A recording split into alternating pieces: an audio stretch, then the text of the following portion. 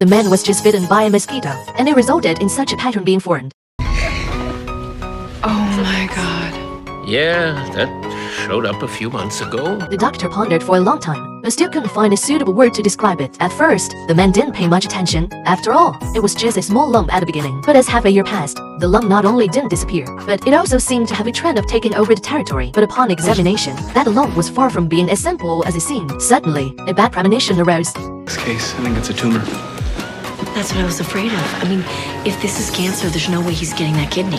If it's just a lump, it's fine. But if it's really a tumor, then the nature of it is completely different. You see, the man not only has a peculiar shape, but he's also a patient with kidney failure after waiting so long for a kidney transplant. If cancer is detected, he would definitely lose the qualification for the transplant. Without much thought, the doctor immediately performed a cord scan on him. But it turned out to be just as feared. The test revealed that it was actually an osteosarcoma, not only highly aggressive, but it had also eroded into his frontal and zygomatic bones. It's a lovely tumor. It's almost cute. Just plop there. Hello. He's waited 18 months for this kidney.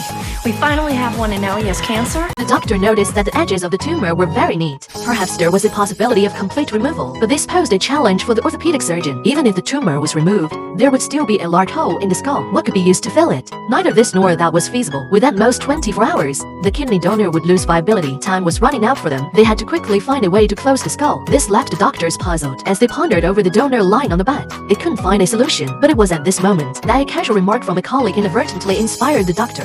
He's everything.